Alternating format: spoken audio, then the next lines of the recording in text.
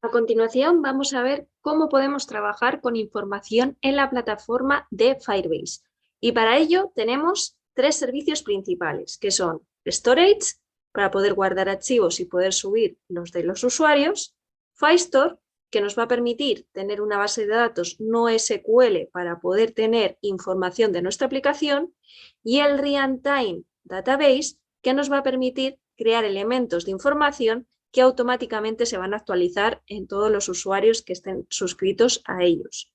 Para poder probar todas estas funcionalidades, vamos primero a crearnos un proyecto mediante la herramienta cliente de Firebase.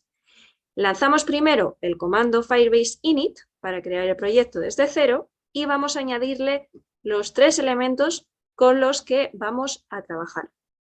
Antes de hacer el Firebase init, tenemos que estar logueados. Yo ya he realizado este paso, pero podéis comprobar si estáis logueados con el comando Firebase login. Como decíamos, cuando lanzamos Firebase init, lo que hacemos es crearnos un proyecto, una carpeta que inicialmente está vacía, y añadimos Real-Time Database, Firestore y Storage, que son los tres servicios que vamos a utilizar. Como ya estamos vinculados a nuestro proyecto, podemos elegir un proyecto que ya tengamos. En mi caso voy a elegir Sample A322A. Y a continuación nos pregunta qué nombres queremos que tengan los archivos de reglas para los diferentes servicios. Tenemos, por tanto, ese archivo de reglas para Real-Time Database. A continuación está el archivo de reglas para Firestore. Y por último, tenemos la configuración de reglas para Storage. Todos estos archivos de configuración de reglas que vamos a ver en este vídeo nos permiten crear políticas para que los usuarios puedan acceder a determinadas partes de nuestra base de datos o qué requisitos tiene que cumplir un usuario para poder subir un archivo. Ahora mismo nuestra carpeta contiene toda esta información y lo que vamos a hacer es arrancar un servicio de emulador mediante el comando Firebase Emulators Start. Mediante el dicho comando arrancamos en nuestra máquina estos tres servicios, de modo que vamos a poder probarlos sin necesidad de tener que trabajar contra una instancia de Firebase que ya está en la nube y en producción. Lo que nos dice aquí es que si accedemos a la URL localhost 4000/Firestore, vamos a ver la actividad de Firestore. En la URL localhost 4000/database, la actividad de database. Y en localhost 4000/storage, lógicamente, la actividad de storage. Vamos a ir a localhost 4000 para poder ver el panel con los servicios que tenemos en nuestra máquina para poder trabajar en local. Accedemos, por ejemplo, a Firestore Emulator y vemos que aquí no hay ningún registro. Tenemos ya arrancada la aplicación y en este ejemplo, del que luego vamos a ver el código, lo que estoy haciendo es enviarle a una base de datos una serie de datos que son, por un lado, el nombre de superhéroe y por el otro, su alter ego. Vemos aquí Spider-Man y Peter Parker. Le doy a enviar héroe. Como podemos comprobar aquí, en nuestra base de datos local nos aparece Spider-Man Peter Parker, de modo que podemos estar trabajando contra una base de datos local sin ningún tipo de problema. Vamos ahora a parar la ejecución de la base de datos local y realizar operaciones contra la base de datos de Firebase. Y para ello vamos a entrar a ver el código también.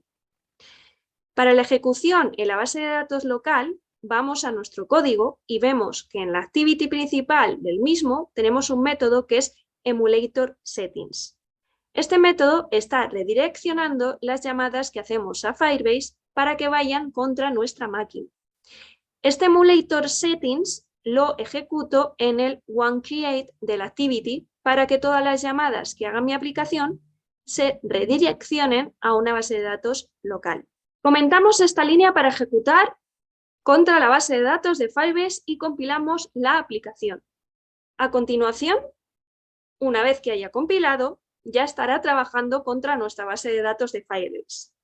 Vamos a ver el código de los ejemplos que hemos visto. Primero, Firestore Fragment. En Firestore Fragment tenemos exactamente lo que vemos aquí. Un text file para el nombre, otro text file para el alter ego y un botón de enviar. Comprobamos que en el código tenemos los text files de nombre y del alter ego, y aquí el botón de enviar. Lo que hacemos cuando le damos al botón de enviar es enviar la información. Este es en Hero, lo que hace es encapsular la información en este hashmap, donde nombre es el nombre que tenemos en el text file y alter ego el alter ego que tenemos en el text file. Y posteriormente hacemos la llamada a FileStoreDB. FileStoreDB lo he inicializado aquí en el OneCreateView y es tan sencillo como poner esta línea para poder acceder a nuestros servicios de FileStore. Con esto hecho, lo único que tenemos son aquí unos listeners que me escriben cuando efectivamente se produce la transacción y me dan la ID del elemento que está escrito. Como ahora estoy tirando contra la base de datos de Firebase, cuando ejecuto y envío el héroe, que es Peter Parker, vemos ahora que ya no puedo cargar el frontend. Ya no está enviando contra la base de datos que tenía en local, sino que está enviando contra la base de datos que tengo aquí en la nube. Accedemos a Firestore Database, que está aquí, y dentro de la colección Heroes tengo Peter Parker y Spider-Man que acabo de mandar. Con esto hemos visto cómo podemos trabajar con diferentes bases de datos, porque cada una de estas instancias es una base de datos diferente dentro de Firestore. El siguiente ejemplo que vamos a ver es Storage. En Storage le voy a dar al botón de descargar imagen y se descarga esta imagen de aquí. Vamos a ver el funcionamiento de Storage. Para ello, vamos a nuestro código y analizamos Storage Fragment. En nuestro Storage Fragment, por un lado, tenemos nuestro botón, el que hemos pulsado, que es este de aquí, botón Download Image, y lo único que estamos haciendo es invocar a la librería Picasso, que es una librería para poder trabajar con imágenes a través de URLs. Vemos que tenemos Picasso getLoad y le hemos puesto esta URL que está tirando contra nuestro storage. Entonces, si nos vamos a storage, comprobamos que tenemos una carpeta de imágenes y dentro está la imagen Pixels Wendy, que es exactamente la misma que hemos cargado en la aplicación. ¿Cómo obtenemos la URL para poder trabajar con Picasso? Vamos a la ubicación del archivo y tenemos dos opciones. Esta primera es la URL que utiliza Firebase internamente. Y con las herramientas de Firebase nos vamos a poder descargar esta imagen con esta URL. Pero para poder trabajar con Picasso necesitamos trabajar con una URL de HTTP o HTTPS en nuestro caso. Entonces, esa dirección es esta, porque fijaos que el protocolo que estamos utilizando en esta URL no es HTTPS, sino GS, que es un protocolo que utiliza internamente Firebase. Cuando copiamos esta dirección en nuestro portapapeles y lo pegamos en nuestro código, estamos accediendo a esta imagen. Esta es la forma en la que podemos obtener archivos con storage. Por último, nos vamos a nuestra aplicación y accedemos a Real-Time Database. Real-Time Database tiene un funcionamiento muy particular porque siempre nos va a sincronizar lo que tenemos en nuestra base de datos. De modo que si yo pongo por aquí, por ejemplo, un mensaje y le doy a enviar, aquí tengo el mensaje resultante. Veamos ahora la base de datos.